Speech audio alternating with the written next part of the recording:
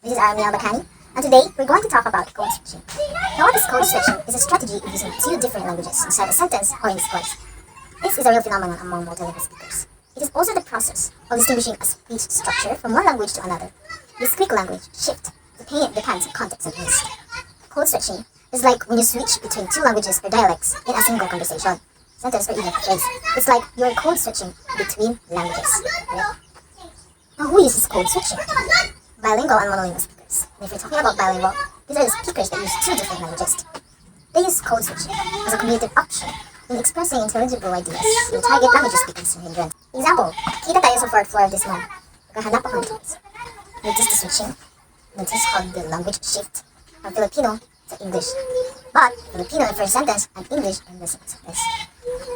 This doesn't only apply to others but also other dialects. However, some speakers intentionally use code switching to make the conversation intelligible to a group that uses the same language. Now, let's talk about code switching and code mixing. Code switching and code mixing are typical processes for those who speak more than one language or dialect.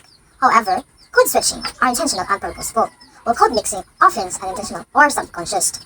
Code switching typically occurs between sentences, and that is called intersentential. While code mixing typically occurs within a single sentence, intrasentential. Moving on, let's talk about code switching and code mixing. Code switching and code mixing are typically processes for those who speak more than one language or dialect. The difference are, code switching is intentional or purposeful, while code mixing often is unintentional or subconscious. Code switching typically occurs between sentences, that is intersentential, while code mixing typically occurs within a single sentence, that is intrasentential. Like, code switching is when you switch between languages in a conversation, but usually it's like you finish a sentence in one language and then switch to another language for the next sentence. While here in code mixing, it's like you're mixing languages within the same sentence. Like you're mixing English and Tagalog in one sentence. Moving on, here are the types. First is intrasentential. Intrasentential is the shifting of languages happens at either end of the sentence, where the words can be situated at the beginning or at the end of the sentence. Example, if he asks you for a date, huwag sumama. Like, the language shifts when or at the end of the sentence. Like you use Filipino in the first sentence and then English in the second sentence. That is intersentential. Second, intrasentential. The languages shift in the middle of a clause or sentence without obvious hesitations, pauses, and interruptions to emphasize the shifts. The shift happens without the speaker knowing. Example, I was in my office and ko siya, cheese, please. That's what I said. It's like you are mixing English and Tagalog in one sentence. Like the shifting happens without the speaker knowing. It is unintentional. That is intersentential. Last is tag switching. It is a word or a tag question of a different language is inserted into an utterance of another language. Tag switching is like when you're speaking one language and you suddenly throw into a word or phrase from another language. It's a common thing in multilingual communities, like here in the Philippines, for example. Switching from Tagalog to English with sentence like, I'm gonna kain na, I'm hungry na, that's tag switching. That's all.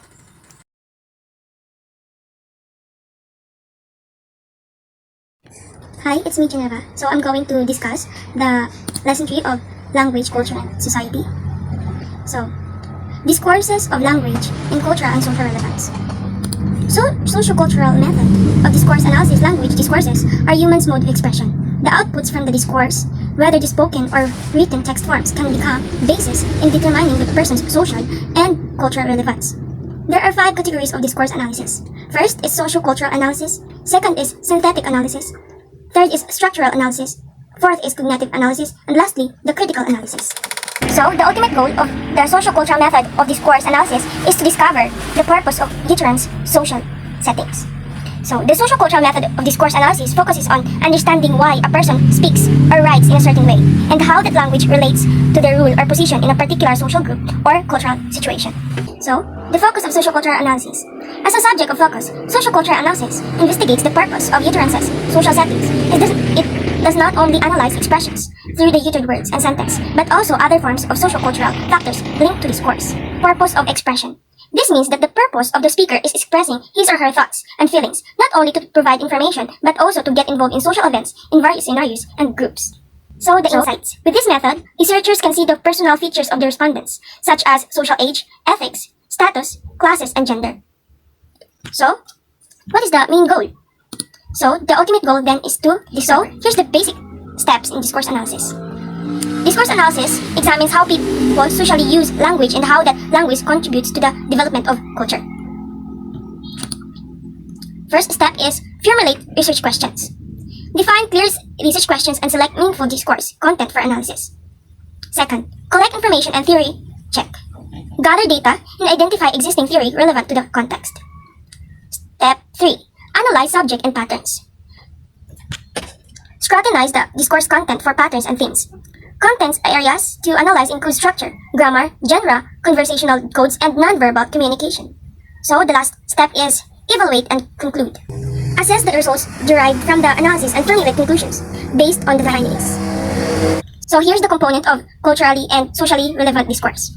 For language to achieve social and cultural relevance, it must contain the following elements.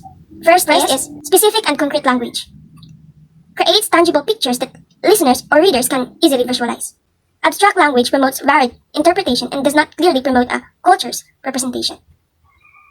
Second, familiar language. Words become relevant if they are familiar and used regularly by the audience. Relevance depends on the usability and familiarity of the language. Unfamiliar language may listen to messages, impact, or lead to misinterpretation.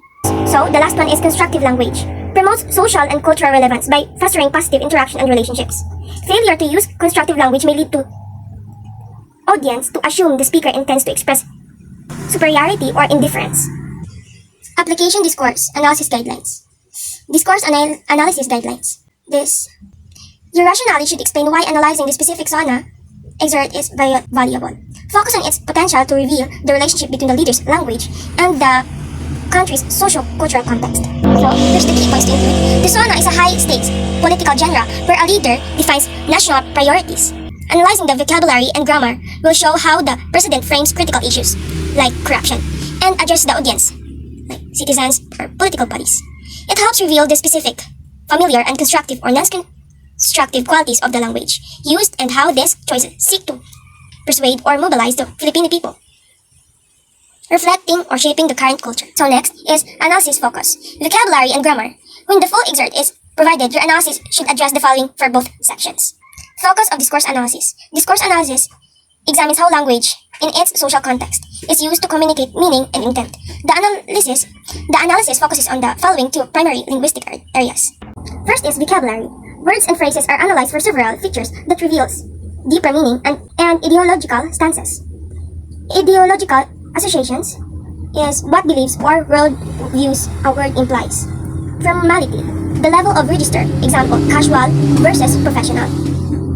Euphemistic and metaphorical content, using mild or indirect terms or figurative language, that is, euphemistic and metaphorical content. Second is the grammar. The construction of sentence can reveal aspects of the intended meaning, particularly by looking at verb tenses, indicating time and aspects of actions. Second, active or passive construction.